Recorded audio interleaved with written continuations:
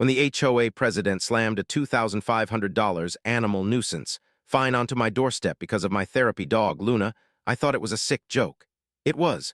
Within a week, they escalated it to mandatory removal, claiming my dog was too big, too active, and too distracting.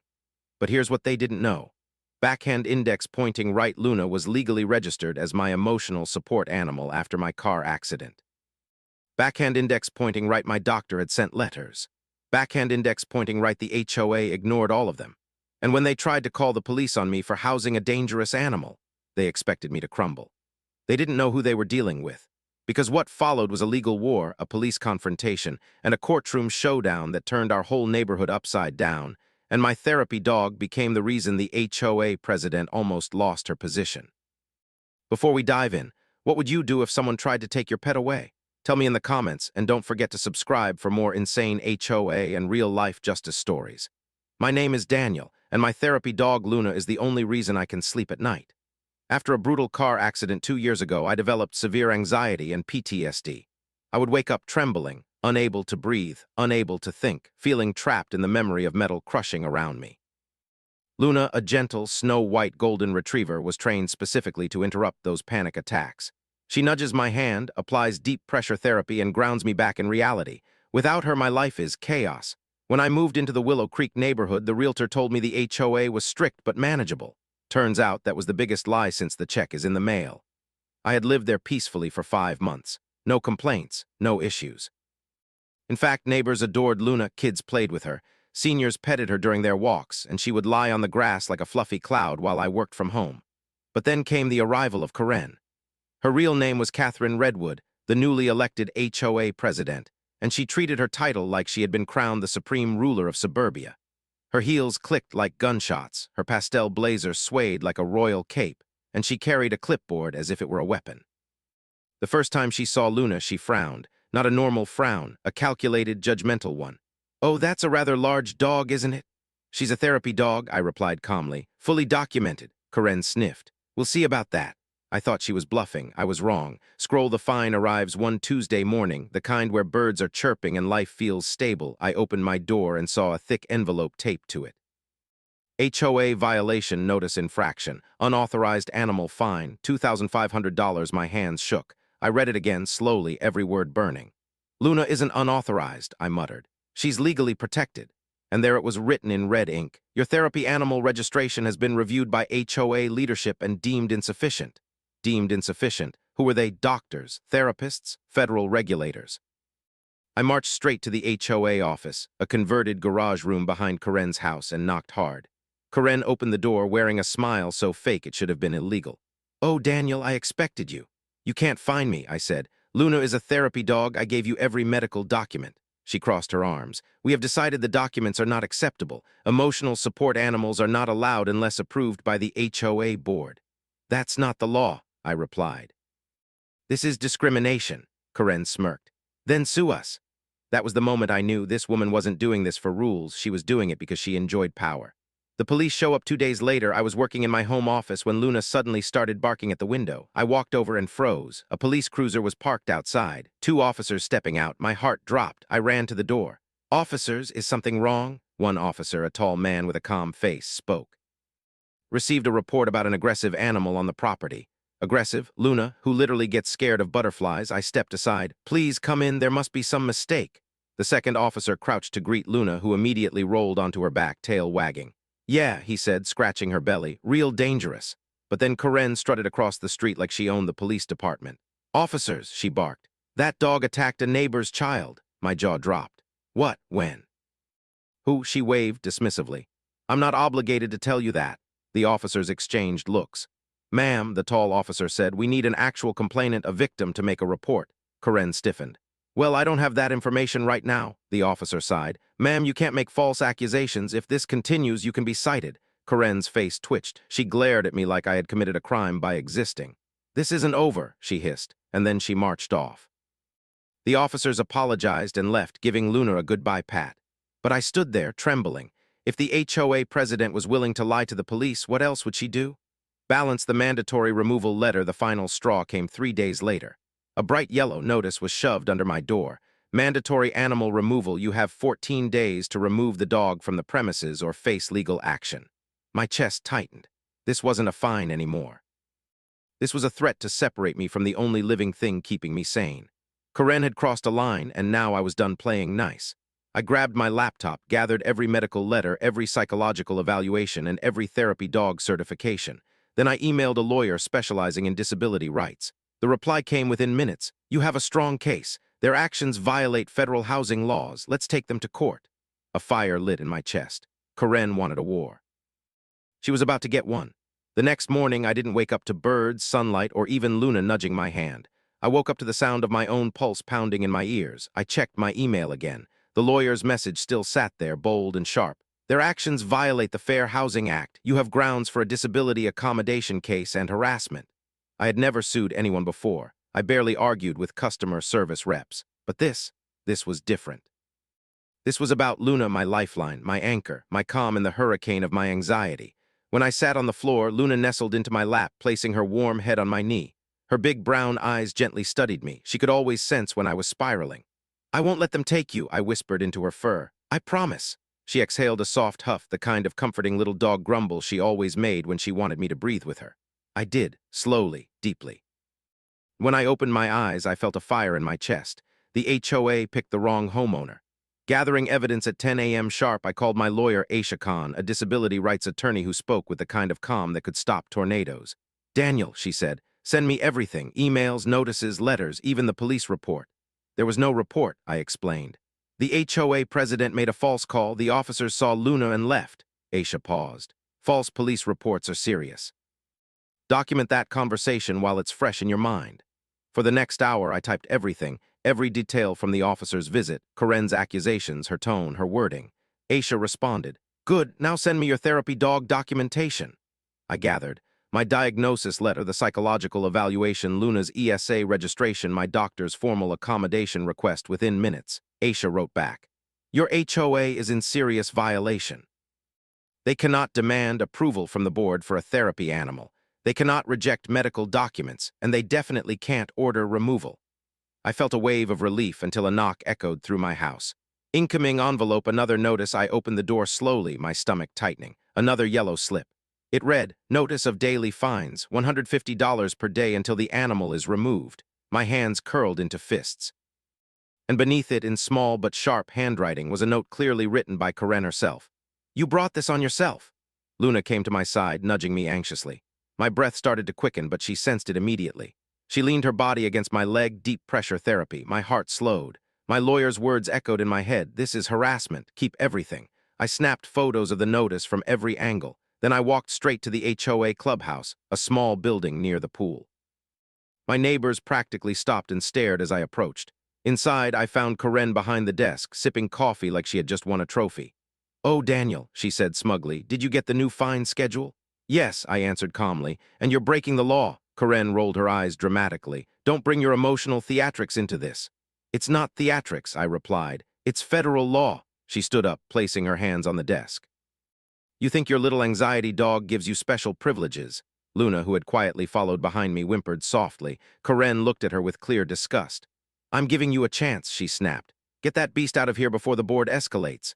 That word, beast, set something off inside me. "I'm done talking to you," I said. "From now on, all communication goes through my attorney." Karen's fake smile cracked. "Oh, getting lawyers involved? How dramatic," I shrugged. "You'll find out soon enough." I turned around, and for the first time I heard murmurs from neighbors around us. "Is she serious? That dog is literally the sweetest thing. She's going too far. This is going to turn into a lawsuit." Karen must have heard the whispers. Her expression tightened like a rope pulled too hard. "This conversation is over," she snapped. But it wasn't over. It was just beginning. Telephone receiver, the lawyer strikes back that night. Aisha called after reviewing everything. "Daniel," she said, "we're filing a cease and desist and a reasonable accommodation request with legal backing." "What happens after that?" I asked. "If they refuse, then we file a lawsuit, and trust me, the court will not look kindly on them calling the police on your therapy dog." I swallowed hard. Court, police, legal battles. I wasn't the type of person who went looking for fights, but I couldn't let them push me around anymore. "Also," Aisha added, "I want you to buy a binder. Put every notice, every message, every fine in it." I nodded, even though she couldn't see me. "And Daniel?" "Yes, you're going to win." I hung up and just sat there. Luna hopped onto the couch, putting her head on my lap again. She always knew the exact moment to comfort me. I buried my fingers in her fur. "You and me, Luna," I whispered. "We're doing this together." Cloud HOA escalates again in the morning. I stepped outside and stopped cold. Something was taped to almost every mailbox in the neighborhood. Large dog causing safety concerns, HOA addressing issue. Karen was now spreading lies to everyone. My neighbor, Mrs. Patterson, a sweet elderly woman, walked out of her house, looked at the flyer, then looked at Luna. "That dog," she scoffed. "Karen's lost her mind." Then something surprising happened. 2 other neighbors walked over, then another, then another. 5 people stood around me. "We'll sign statements," one said. "She's a therapy dog, right?" another asked. "She never did anything wrong," said a third. My chest tightened, but this time with gratitude. Karen might have been loud, but the neighborhood wasn't blind. I gathered names, emails, and their statements. I sent everything to Aisha. She replied instantly, "Great, this helps build intent and harassment." A legal storm was brewing, and the HOA had no idea how hard it was about to hit them. Hourglass not done the ultimatum that evening. A final email from the HOA arrived. "You have 72 hours to remove the dog, or we will begin legal action and property lien procedures." Property lien. They were threatening my home now. My hands grew cold. Luna sensed it immediately and pressed herself against my side. I whispered to her, "Don't worry, I'm not going anywhere, and neither are you." I clicked forward and sent the email to Aisha. Her reply came in less than 60 seconds. "Perfect. This is the smoking gun. Get ready, we file tomorrow morning." War was officially declared. "If you're ready, tell me part 3, but I'll drop it right below anyway because the fight is about to explode." Star part 3, the police, the protest, and the breaking point, ~1000 words. The next morning, sunlight flickered through my curtains, but instead of peace, I woke to shouting. Real shouting. Outside. I threw on a hoodie, grabbed my phone, and rushed out with Luna right behind me. And there it was, a police cruiser parked in front of my house. 2 officers stood in the driveway talking to Karen, who looked absolutely triumphant. "Oh, wonderful," she crowed the moment she saw me. "Officers, that's him." The taller officer walked toward me. "Sir," he began, "we received another complaint." I cut him off, my voice tight. "Let me guess, a dangerous animal again?" He exchanged a look with his partner. "Well, yes," I gestured to Luna, who was literally sitting politely, wagging her tail. "This is harassment," I said. "By the HOA, they're making false complaints." The female officer crouched and pet Luna softly. The dog leaned into her touch like an angel. "She doesn't seem aggressive at all," the officer murmured. "She isn't," I replied, "and this is the second false call they've made." Karen stomped forward, waving her hands dramatically. "Of course she's calm right now," she shrieked. "But she's vicious. She jumps on people, she terrorizes kids." That was the moment 3 neighbors walked over. Mrs. Patterson, Tom from across the street, and Julia, the woman who watches Luna sometimes. "Officers," Mrs. Patterson said firmly, "that dog has never hurt a soul." Tom nodded. "Karen is abusing her power." Julia folded her arms. "We'll give statements if needed." Karen's face flushed red, the color of a boiling kettle. "Oh, wonderful," she spat. "The dog cult is here." The officers raised their eyebrows at her attitude. "Ma'am," the male officer said slowly, "unless you have actual evidence of danger, we can't take action."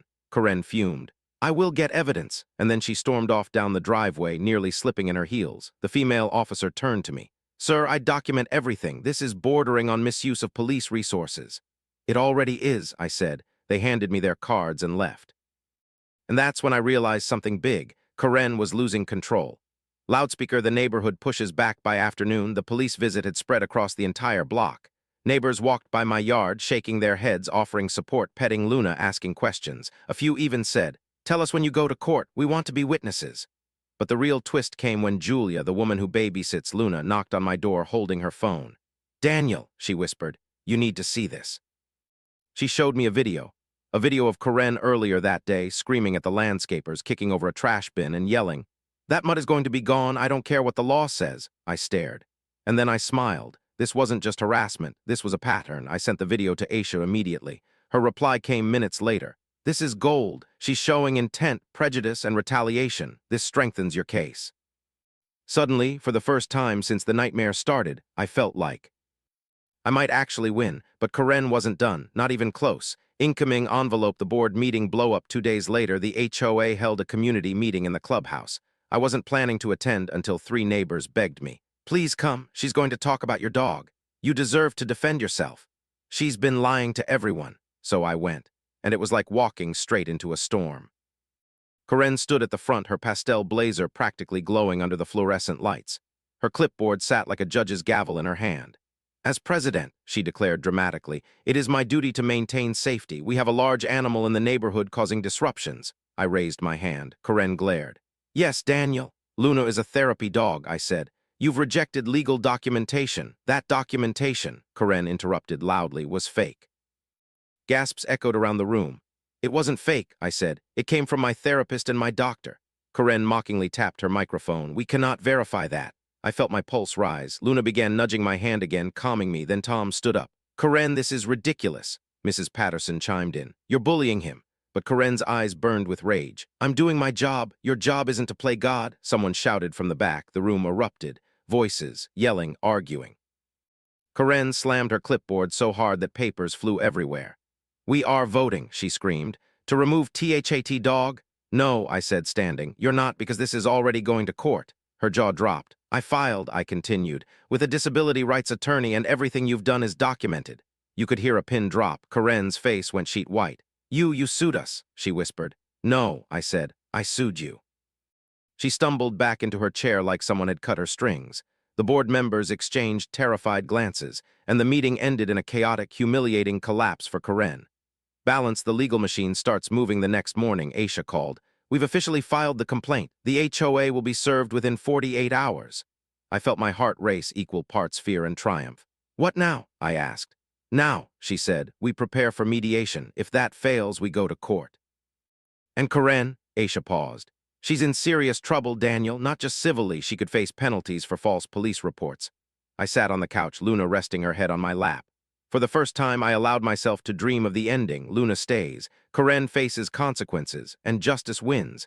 But what I didn't know was that the worst and most explosive moment was still ahead. Karen was about to commit her most dangerous act yet.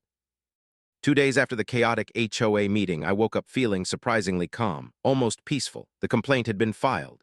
The neighborhood started taking my side. The police had already caught Karen lying once. I thought naively that things were finally settling. I was wrong. At around 3 p.m., I was preparing Luna's food when I heard something outside. Not voices, not footsteps. A car engine idling loudly, then a door slam, then yelling. I rushed out to the porch. That's when I saw it, Karen standing in the middle of my driveway holding a trap pole, the kind used by animal control. What the hell are you doing? I yelled, stepping forward. Karen whipped around, eyes wild. Animal control won't do their job, so I'm doing it myself. For a moment, my brain couldn't process it. She was here to capture my dog, my therapy dog. Luna, sensing danger, barked once, not aggressively, but fearfully. Karen pointed the trap pole toward her. There she is. The menace, I stepped between Luna and that metal pole so fast I nearly tripped. You touch my dog, I said, my voice shaking, and you're going to jail. Karen's expression twisted into something unhinged. This mutt violates HOA rules. I am executing my authority. You have no authority to seize an animal, I shot back.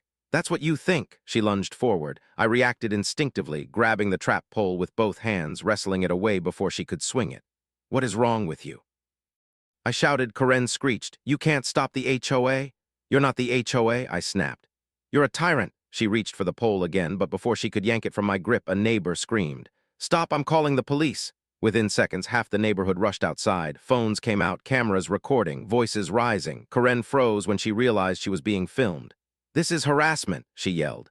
No, Julia shouted back, this is abuse. Tom walked up with his phone recording in HD. You just tried to assault a therapy dog, he said. That's a crime. Karen's face went pale, then red, then a terrifying mix of both. You're all taking his side, she shrieked. He's violating the community rules. He's endangering all of you. Mrs. Patterson stepped forward, cane in hand. Karen, she said quietly but firmly, you've lost your mind. Karen's mouth opened, closed, opened again, then she snapped. She threw the trap pole onto the ground, screamed like a kettle exploding, got in her car, and sped off so fast she nearly hit the mailbox. I stood frozen, heart pounding, Luna trembling against my leg. Julia placed a hand on my shoulder. Daniel, she's dangerous. And she was right. I emailed Aisha immediately, attaching the videos neighbors sent. Her reply came within minutes. This is enough to request a restraining order. I'm filing for an emergency hearing. My breath caught. A restraining order. Against the HOA president. My world had turned surreal. Telephone receiver police returned, this time for her 2 hours later. There was another knock. 2 officers stood at my door, the same pair from before. Mr. Parker, the male officer said, we received several reports of an attempted animal seizure. I showed them the videos, their faces tightened. That's not normal behavior, the female officer said. Is she allowed to do that? I asked. Absolutely not. the male officer replied. Only animal control can take custody and only with cause. What happens now? I asked. He sighed. We'll be taking statements. If she escalates again, she could face charges. Luna pressed her head against my leg again. I scratched behind her ears, grounding myself. Thank you, I said softly. The officers walked back to their cruiser, but before they drove off, the male officer leaned out the window. Daniel. Yes, keep recording everything. This is building a strong case. Then they left. And I stood there realizing something critical. This wasn't just an HOA fight anymore. This was a legal battle, a mental health battle, and a community battle, and it was about to reach the courthouse. Open mailbox with raised flag, the HOA board starts fracturing. That night, I got 3 emails, not from Karen, but from HOA board members. Each message said roughly the same thing. We didn't know Karen was doing all this. We're concerned. We'd like to talk. Suddenly, it became clear Karen hadn't just crossed the line for me. She decrossed it for everyone. The board was terrified they'd get dragged into her mess. I forwarded every message to Aisha. Her response: excellent. This shows the HOA isn't acting collectively. Karen is acting alone. That makes personal liability more likely.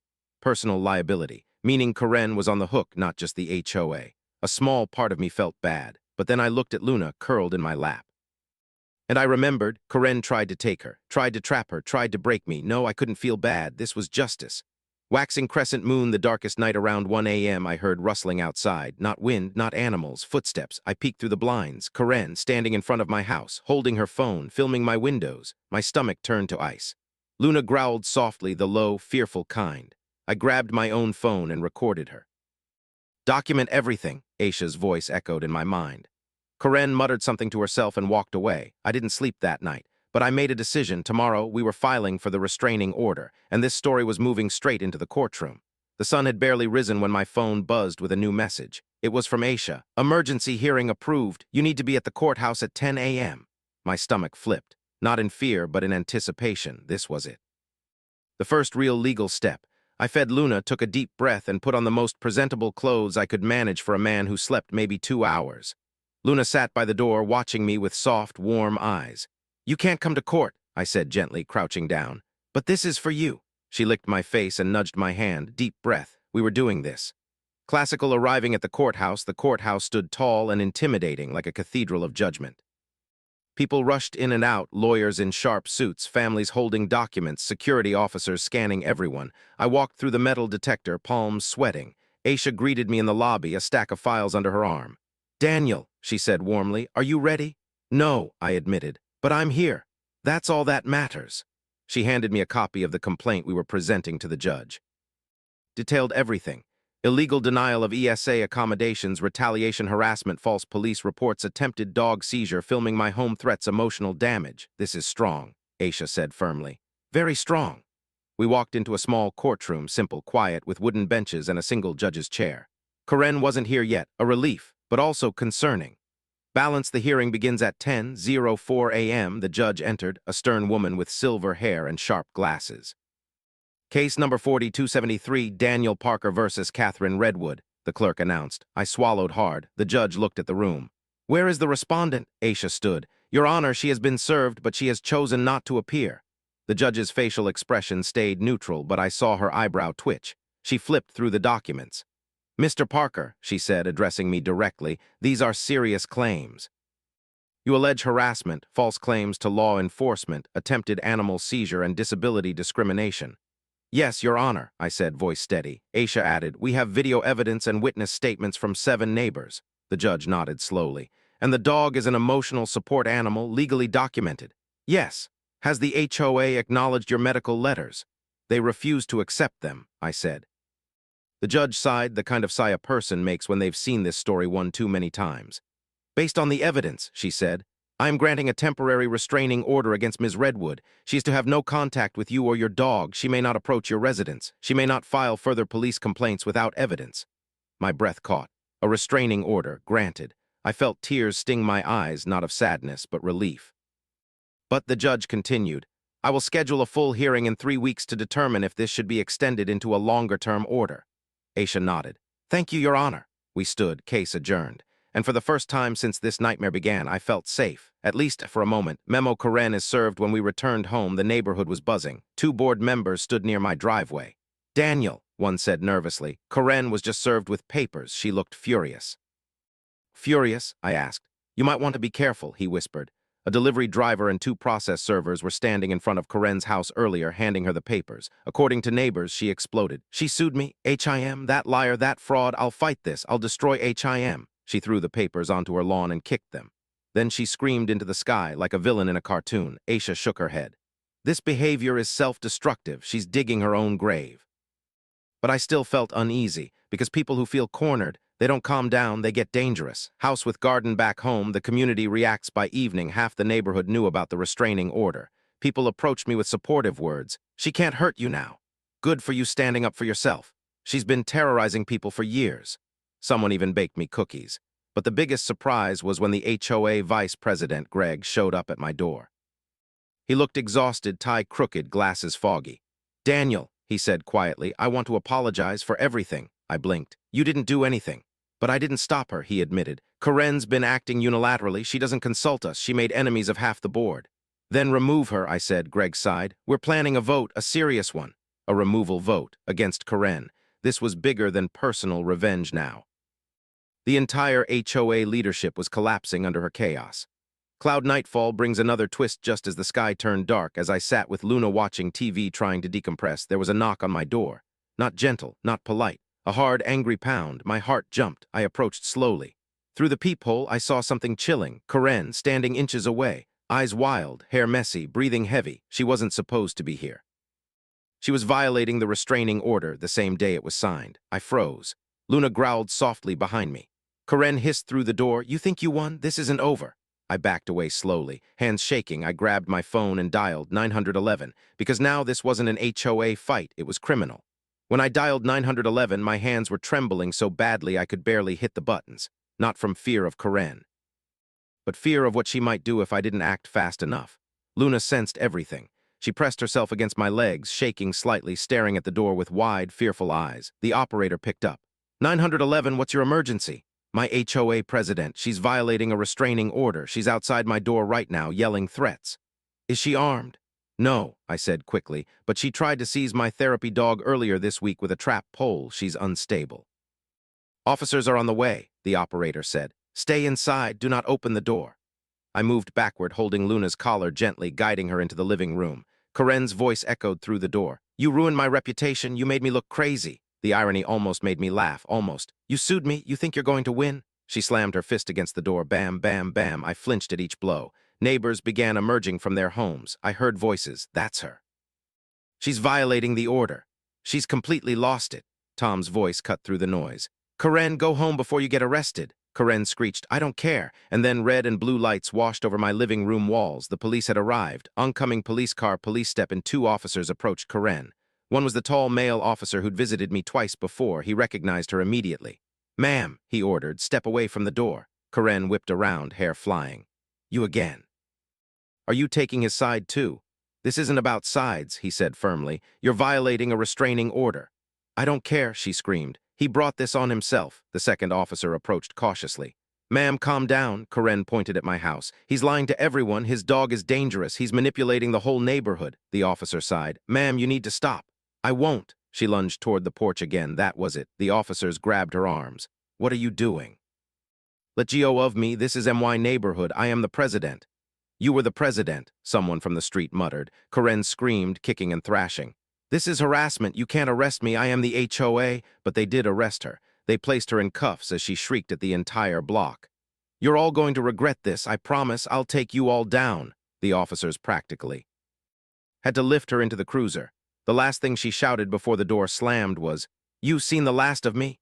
And then the police drove off. Silence blanketed the street. Then applause, actual applause from neighbors who'd suffered under her rule. Tom approached me.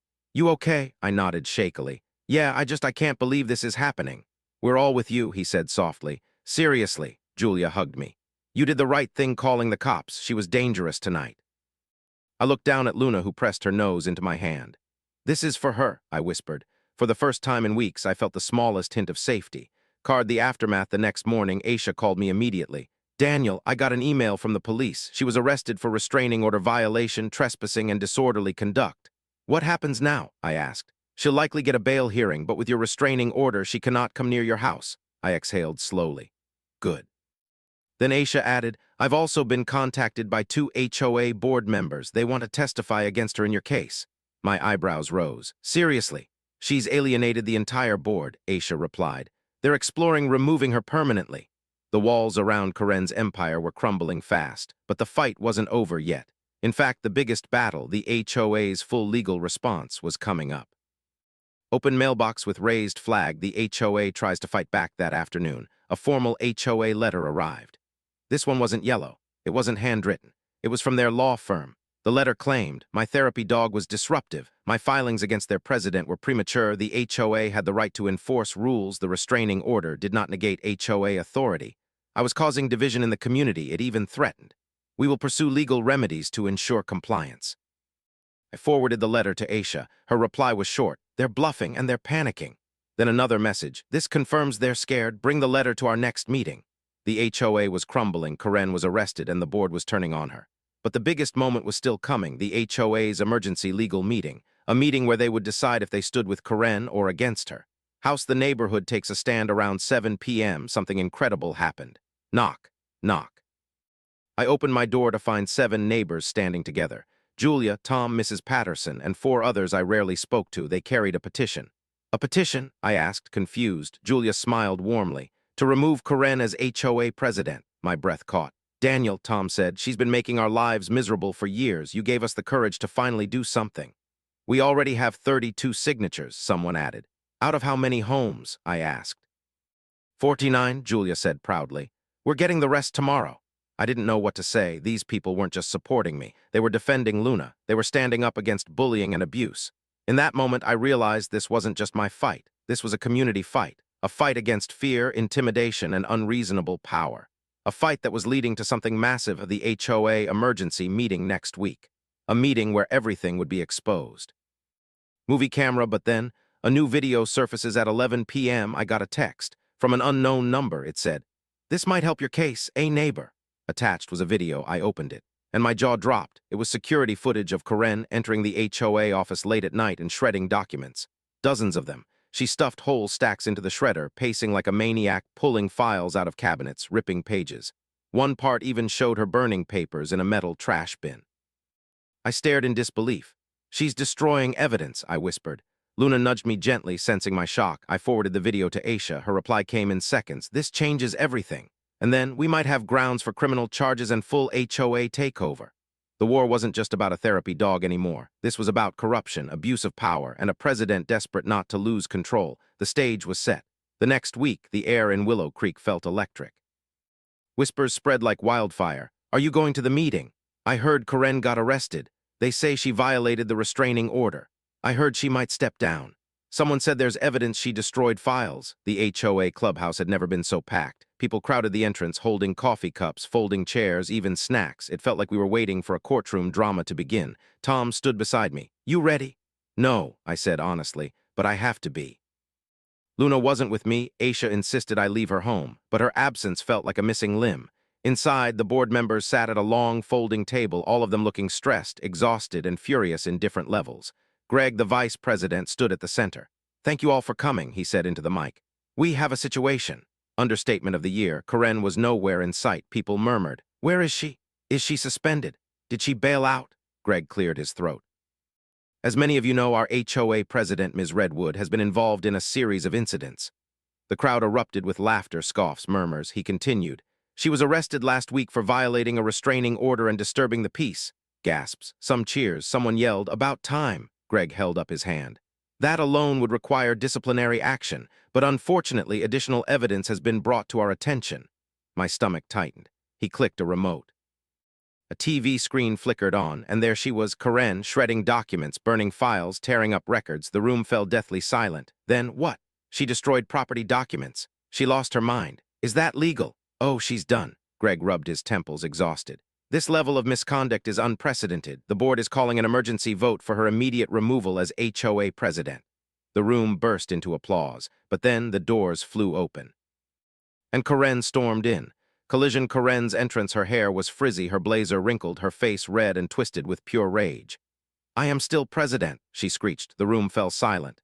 "You traitors," she yelled at the board. "I built this community. You terrorized it, Greg said quietly. Karen pointed at him. You stabbed me in the back, then she pointed at me. And you, she snarled. This is your fault, you ruined everything, the entire room gasped. Karen didn't stop. He manipulated all of you fell for his lies. His stupid dog isn't a therapy dog, he faked his documents. Stop, Aisha suddenly said from the back of the room. I turned and there she was, my lawyer, here in person. Karen froze. Aisha walked forward calmly. Ms. Redwood, you are violating your restraining order again by addressing my client. Karen blinked. I didn't. Aisha raised a folder.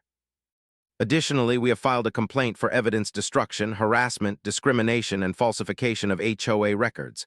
People gasped. Karen stumbled backward, hitting the wall. You're lying, she whispered. No, Aisha said calmly. You did this to yourself. Greg stepped forward. Board members, he said. Let's vote. Hands shot up instantly. 10 out of 11. It wasn't even close. Greg exhaled. Karen Redwood is officially removed from her position as HOA president effective immediately. Karen shook her head violently. No, no, no, no, no, no, no. She lunged for the TV screen, ripping the cables out, screaming unintelligible words, shaking with uncontrollable anger. Two board members grabbed her arms, pulling her away as she kicked and fought. This is MY neighborhood, she screamed. You can't remove ME. Security, call police, Greg shouted, and for the second time in a week. Karen was escorted out of the room screaming. I stood there in stunned silence. Aisha placed a hand on my shoulder. This, she said softly, was the turning point. But the fight wasn't finished. Because next came the final courtroom showdown, the one that would determine if the restraining order became permanent, the HOA owed damages, Karen faced criminal charges, Luna officially received protected status, everything was leading to one moment. 3 weeks later, I walked into the county courthouse with my lawyer beside me and my entire life in a binder under my arm. Video evidence, police reports, witness statements, HOA emails, and Luna's ESA documentation. My nerves were buzzing, but I kept reminding myself, this is for Luna. This is for my peace. This is for every neighbor Karen tormented. Aisha placed a hand on my shoulder. You ready? No, I admitted. But I'm here, she smiled. That's all you need. The hallway was filled with murmurs, people in suits, anxious families, and security officers. But the moment that made my stomach drop was seeing Karen herself, sitting across the hall. She looked nothing like the polished HOA tyrant from weeks ago. Her hair was messy, her blazer wrinkled, her eyes red as if she hadn't slept in days. The moment she saw me, her face twisted into something between rage and desperation. You ruined my life, she hissed softly. Aisha stepped between us. Don't speak to my client, Karen's lip curled. He's manipulating everyone. I was trying to protect the community. Aisha raised an eyebrow. By calling the police on a therapy dog, by attempting to seize her with a trap pole, by shredding HOA documents, Karen tensed. Those files were irrelevant. Aisha gave a tight smile. We'll let the judge decide. A clerk opened the courtroom doors. Case 5212, Parker versus Redwood, please enter. My heart pounded. The moment had come. Balance inside the courtroom. The courtroom was cold, quiet, and intimidating. Wood panels, worn carpet, and rows of benches. The judge, a stern man with piercing eyes, entered and sat with authority. He reviewed the case file. Mr. Parker, he began, you are alleging harassment, discrimination, retaliation, and misuse of HOA authority. You are requesting a permanent restraining order and damages. Is that correct? Yes, Your Honor, Aisha answered. And Ms. Redwood, he continued, you filed a counterclaim stating that Mr. Parker's dog is dangerous, disruptive, and violates HOA rules. Karen stood abruptly. That animal is disruptive. He faked those medical documents. Sit down, the judge said flatly. Karen sat hard. Aisha stood. Your Honor, we would like to present video evidence. The judge nodded. The lights dimmed slightly as Aisha connected her laptop. Movie camera video 1, the trap pole incident. The footage showed Karen marching toward my yard with a trap pole, Luna backing away in fear, me grabbing the pole before she could strike, Karen screaming about dangerous animals. Gasps filled the courtroom. Karen's lawyer buried his face in his hands. Movie camera video 2, Karen at midnight, Karen filming my house after the restraining order. The judge wrote something down with a sharp scratch of his pen. Movie camera video 3, the shredding the HOA security footage of Karen ripping documents apart in the office. The judge paused the video halfway through and looked directly at her. Ms. Redwood, explain this, Karen stammered. I was cleaning up. Those documents were outdated. The judge held up a hand. Stop, I've seen enough. Karen's shoulders sagged. Scroll witnesses speak. Next came the witnesses. Julia took the stand first. Your Honor, Luna is one of the gentlest dogs I've ever seen. Karen has been harassing Daniel nonstop. Tom stepped up. We all saw it. She tried to seize the dog. She screamed at neighbors. She made false claims. Mrs. Patterson, walking with her cane, testified, "That dog helped me when I fell once. She's no danger. Karen was the danger." The judge thanked her kindly. Karen's lawyer tried one counter-question. "And you are how old, ma'am?" Mrs. Patterson smirked. "Old enough to know a liar when I see one." The courtroom laughed quietly. Even the judge cracked a smile. Bookmark tabs, medical proof. Aisha then presented the medical letters. My PTSD diagnosis, therapist's letter, emotional support, animal prescription documentation, consistency, professional verifications. The judge read each one carefully. "This is legitimate," he said. "There is no fraud here." Karen's face twisted again. Collision. Karen implodes. Again, when it was Karen's turn to speak, she marched to the stand stiffly. "Your Honor," she began, "this is all one big misunderstanding. I was protecting the community. I have a duty." "You had no such duty," the judge cut in. "HOAs may enforce rules, but they are not above federal disability accommodation laws." Karen blinked rapidly. And making repeated false police reports," he said. "Destroying HOA documents, violating a restraining order, that is not protecting the community. That is abuse of power." Karen's voice cracked. "He made me look crazy." "You made yourself look that way," the judge said calmly. Karen sat back down shaking, her entire body trembling with anger and humiliation. Her lawyer didn't even try to salvage it. Adult balanced the judge's decision at last. The judge took a breath. "After reviewing all evidence, I find in favor of Mr. Parker." My heart nearly burst. He continued, "A permanent restraining order is granted. Karen may not come within 300 feet of me or Luna. The HOA must officially approve Luna as a protected emotional support animal. All fines and violation notices are void. The HOA must pay damages for emotional distress. Karen personally is liable for her harassment actions. A criminal investigation into document destruction will proceed." Karen covered her face and sobbed. The judge added, "Mr. Parker, I commend you for remaining calm under extraordinary harassment." "And Ms. Redwood," he said firmly, "your behavior is unacceptable. You abused your authority, endangered a protected service animal, and terrorized a resident. This court will not tolerate such conduct." Gavel slam, case closed. My entire body relaxed as if a weight I'd carried for months suddenly evaporated. Aisha smiled. "You did it," she whispered, but I shook my head, tears welling up. "No," I said, voice breaking. "Luna did." And now the emotional finale. When I walked out of the courthouse, sunlight warmed my face like a blessing I'd been waiting for.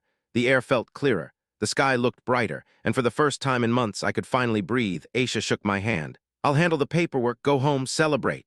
"Thank you," I said, unable to hold back the emotion. "You saved us." "No," she said gently. "You saved yourself." I turned toward my car, chest heavy with relief, and then I saw them, my neighbors. Standing near the steps, waiting for me, Julia, Tom, Mrs. Patterson, even several people who had never spoken to me before. They began clapping, not joking, not sarcastic, real applause. "For Luna," someone shouted. "For standing up to her," another yelled. "For choosing kindness," Mrs. Patterson added. I tried to hold back tears, but I couldn't, not after everything. House with garden, returning home. When I opened my front door, Luna rushed toward me like I'd been gone a year. She jumped into my arms, tail wagging furiously, whining with joy. I hugged her tight, burying my face in her fur. "We won," I whispered. "It's over, you're safe now." She licked my cheek, and I finally let myself cry, not because I was sad, because I was free. Sunrise. The days after the neighborhood changed quickly after the verdict. The HOA sent out an official email. "We apologize for the misconduct of our former president. We are committed to restoring trust and fairness within this community."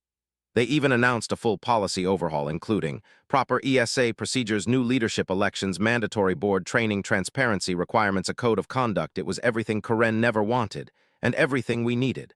But the biggest shock came 1 week later. Greg knocked on my door. "Daniel," he said, "the board voted unanimously, if you're interested.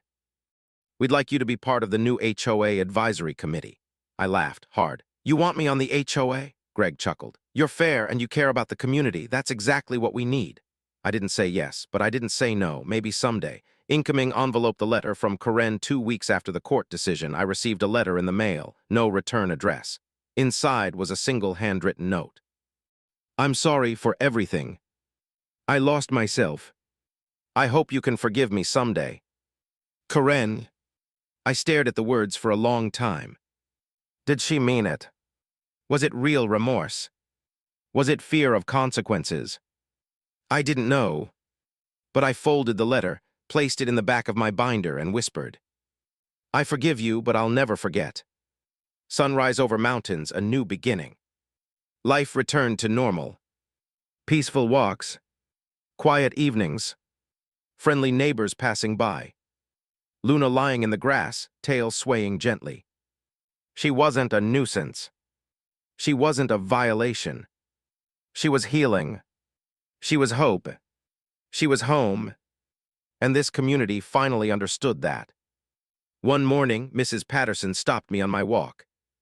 "Daniel," she said warmly, "we're glad you stayed. You made this neighborhood better." I smiled. "Thank you. Luna and I aren't going anywhere." "Let me ask you." Backhand index pointing right, what would you do if someone tried to take your therapy animal? Backhand index pointing right, do you think the HOA went too far? Backhand index pointing right, would you forgive Karen or not? Tell me in the comments. I read every single one.